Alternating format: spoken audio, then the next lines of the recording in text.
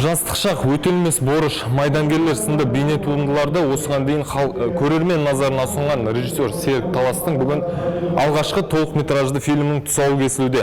Әрине үлкен әсер қалдырады деген сенімдеміз. Ендеше бірге тамашалайық.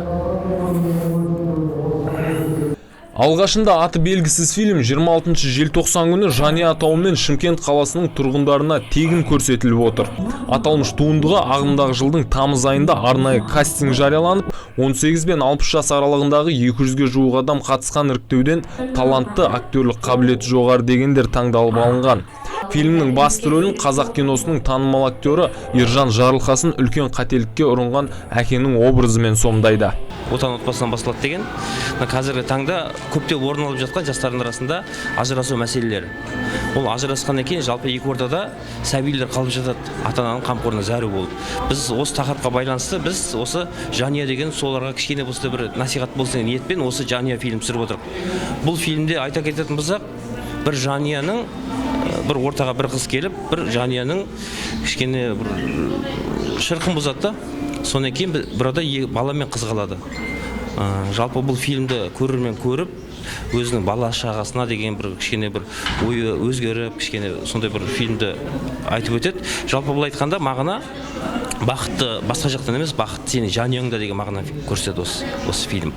Жанұядағы ұлының рөлін Томпак, Hello ауыл сынды фильмдерінде түрлі образымен танылған Олжас Бекбауов сомдайды. Бұған дейін көңілді кейіпкерлердің образын бейнелеген актер осы фильмде сомдаған рөлінің бастапқы уақытта қиынға соққанын айтты. Ауыр түйген ең бірінші басында түскен кезімізде болды. Себебі көп кідіріп қалдым. Киноға түспедім, сонымен актерлік шеберлігім сәл басылып қалды да. Сонымен сәл ойнамай қиын сәттер болды. Кірамай жүрдім, себебі араймен де сәл қарым-қатынас болмады. Қарындасым ретінде сезіне алмадым да, сонымен басында ешқандай ойынға кіре алмадым.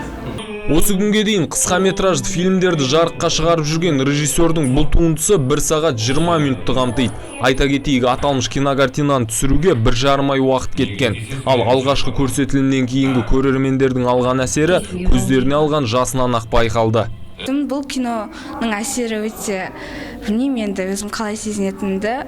Жания киносы көрген кезде енді жылайсыздар, қызықты кино. Жанұя деп аталатын бұл туынды облыстық жастар саясаты мәселелер жөніндегі басқармасының жастар ресурстық орталығы коммуналдық мемлекеттік мекемесінің тапсырысы бойынша түсіріліп, отбасы, ата-ана мен бала арасындағы дұрыс қарым-қатынастың сақталуын көздейді. Айта кетейік, Жанұя фильмі кинотеатрларда көрсетілмейді. Қызығушылық танытқан көрермен еліміздің телеарналары мен әлеуметтік желі арқылы көру мүмкіндігіне ие. Бағдат Амангелдиев, Антон Семенов, Нар Ньюс. Сенің келгеніңді күтіп отырмыз. Туған күніңмен арыстанып